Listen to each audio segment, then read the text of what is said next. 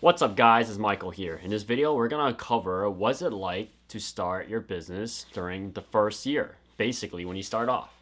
So I'm gonna share my experiences with you and whether or not it can be applicable to you, and maybe you can make changes for the better or the worse. So as most people understand, starting a business or putting your foot in the front door for something new you have never done before is very frightening. And this applies to literally everyone, including myself. So when I started my e-commerce business, I was really afraid.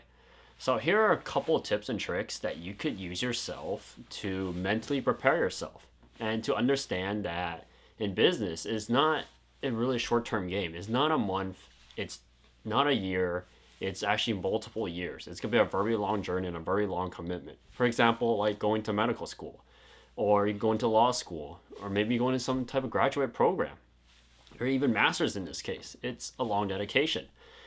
So first, you gotta basically break away all the noise, like seeing how people became successful within a month or within a year or less. Those are very rare cases. They're so rare that a lot of people portraying in media, that has probably like around 1% or less. So you can set your expectations really high, but at the same time, which is number one, always manage your expectations. Meaning is what happens when something goes wrong, when something doesn't work as what you do, and what type of adjustments you should make. So within your first year of business, you gotta understand is first you gotta learn what works and what doesn't. The most importantly, for your service or your business or your products you're selling, maybe whatever you're doing, understand who are your customers. That's your number one. Understanding your customers. So first, you got to get your name out there. So when you get your name out there, you have people calling in and coming in. And your main point of key of trying to sell a product or service, which is breaks down number two, is communication. Communicate with them. Meaning is try to get their name, try to get their email, try to get their phone number. And like don't try to just go up and ask them for it. Chat with them. Ask about what is their problem, what situation, what are you really looking for. And after you finish talking with them and decide to stick with your business and service, basically try to follow up with them. So maybe they bond to your service. Maybe they get a client already. Then go in, talk to them, and follow up with them within a month later, or even earlier, a week later. And the most important part, once you get their service and it pass a few months, maybe a year, start going out to eat with them. That is number one, the most important part, which breaks down number three, which is during your first year of business, if you're able to get referrals, meaning you come from an existing business already, for example, if you're an accountant that works for a CP firm such as PwC, McGladrey, KPMG, or maybe a doctor, you work for one of the big hospitals, or maybe you're whatever therapist you are, maybe you're in the plumbing industry. Within those industries, referrals are your key to getting long-lasting customers. Your customers may not be the best, trust me, I understand that too, but they're a key and a gateway for you to meet other people. That customer, your referral you get, you don't have to keep them forever. Meaning is they're there to help you to meet more people. So when you get to a point in business where you can't meet that many people, you don't have the time, referrals are your key. So within the first year, you want to build relationship for referrals in the future, which breaks down to going technically looking at between 3 and 4. This relates to each other is because a lot of people in business don't like to branch out or expand. So if you're running a product or service and you're doing marketing, but you're not getting any customers, or maybe like for example, you're like basically dead set on doing this way and this way only, try to look around, find other methods down that path. Meaning if your advertisement online is not working, maybe start a YouTube channel. If that is not working, maybe expand the channel to multiple social media networks, or maybe put yourself out there in networking by going to events such as like maybe you're a contractor, you want to find client work. Then your best bet is if you have work for an existing company, that would be your best bet. That's meeting clients over there. If you do not have that opportunity, then your number two is going to events and meeting people in construction events or doing the trades. In that place, you can meet people and especially meet your suppliers. Your suppliers provide your product and service. If you're not in that category, maybe you're a service-based category. For example, you're a clothing company, you wash clothing. Then your best bet is you're looking online, you wash clothing, you show an example how you clean your clothing and how you clean stains or basically tough tough things that people would not be able to figure it out. For example, washing a car. A lot of people don't understand that using a pressure washer is way more efficient than using a hose. Or, for example, cleaning hard water off your faucets. Like you have a jammed up faucet, and a lot of people use industrial chemical cleaners that are pretty expensive over time.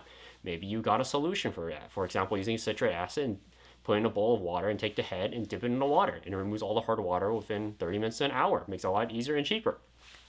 So those are many examples how you can grow your business in the beginning.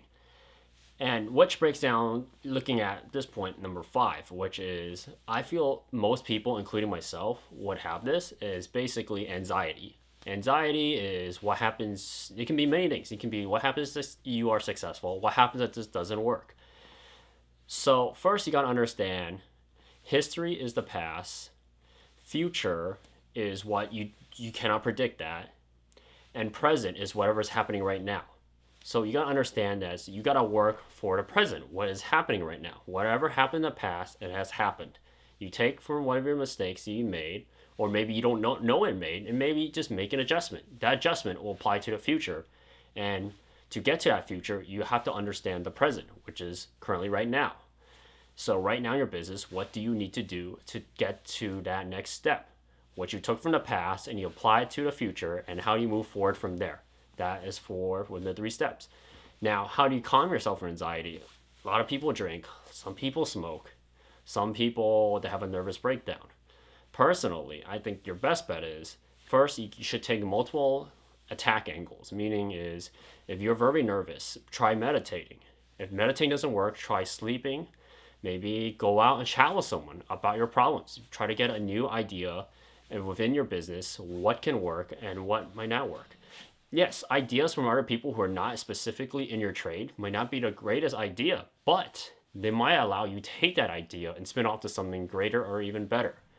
So when the first year in business, it is very difficult. For example, clicking the subscribe button down below and the like button, which brings a lot of people to understand that business itself is very difficult, and surviving that first year is definitely the most difficult, because within the first year of business, that is the majority of time where people make it or break it. Meaning is that all your revenue that's currently being poured into business, all the money you made from previous jobs or wherever you worked at, maybe you have donations or investors coming in, when that money comes in, they expect a return. Or maybe that the money you put in, you expect a return or something to grow from it. So first year, understand that most people will lose money, which is understandable. It's business. In second year is growth, and third year is what you basically what progress have you made? Did you survive, or did you thrive, or at this point should you do something differently? So to understand, anxiety and mental health game all play a part of the game, and also exercise. So why I mention all these things is that exercise and the mental health game, physical and mental health, will take a massive toll if you are running your business for the first time. So whatever job or organization you come from, once you start your business, that is the first time you will be completely challenged in a different way, because you have no one to guide you. You don't have anyone tell you what to do. You are basically on your own.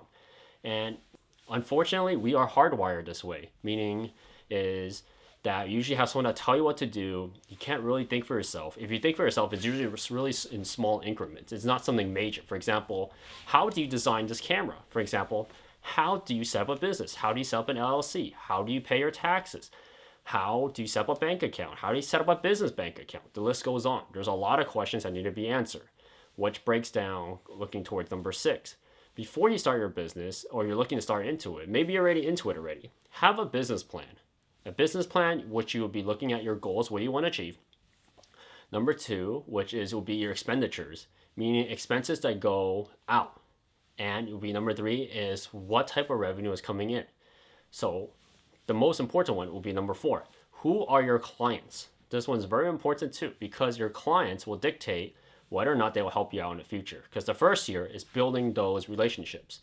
And your second year and third year is going to be even more important than the first year. First year, survive. Second year is whether or not you're stable, or maybe you're thriving, or maybe you're still suffering. And the third year is whether or not where you should continue down this path or not. So to look at that way and to understand is when you look at your clients, what I mentioned on number 4, is clients themselves really dictate whether or not will keep them in the future. Because I made a previous video how clients can be really awesome and some of them can be garbage to the point that they can cost you your license. So how do you dictate your clients? And within the first year, it's really easy. Whatever work you do, look at the legal side and look at their personality. Meaning is, number one, do they pay on time? Number two, when you go out and chat with them or have lunch with them, how do they interact with you? What type of personality do you have? Do they have a really dominating personality? Do they like to show off what they have?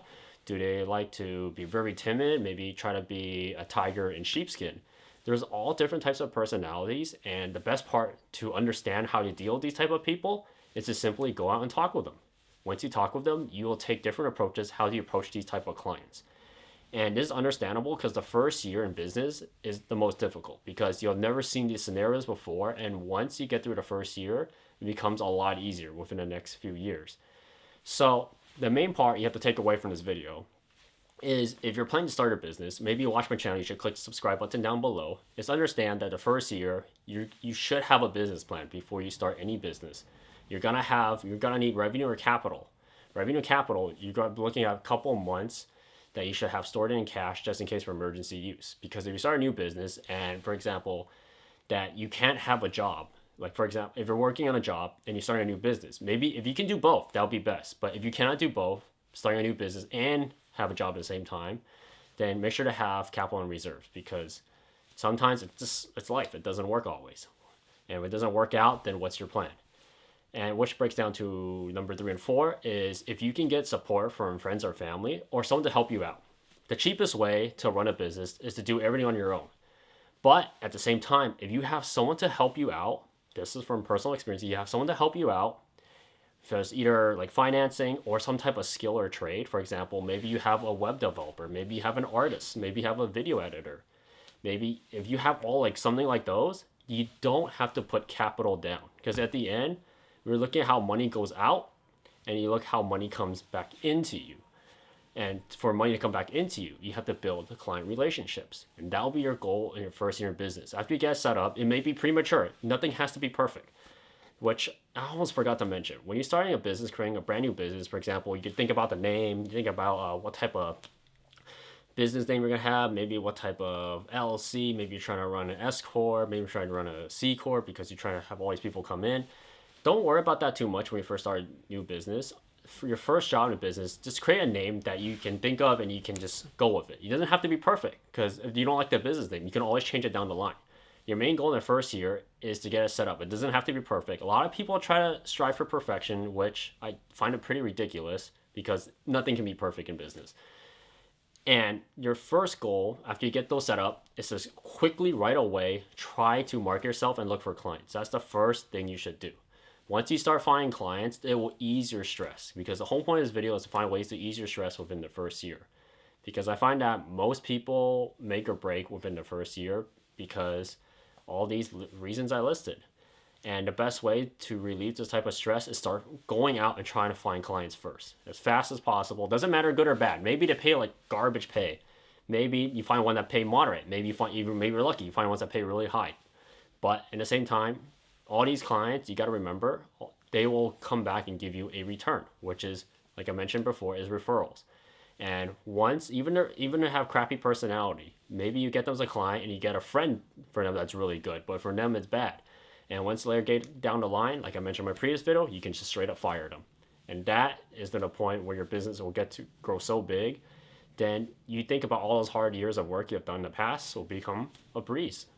And mainly what you're looking for is, when you're starting a business, is to leave the rat race. Meaning is you don't have to work your 9 to 5. You don't have to respond to everyone. Or respond to a boss in this case. Maybe they put you on the spot. You don't have to deal with internal politics because you own the company. That's the whole point of starting a business. And most importantly, hitting the subscribe button down below. And I'll see you guys next time on how to do your taxes for different types of forms and especially for EVs. See you guys next time.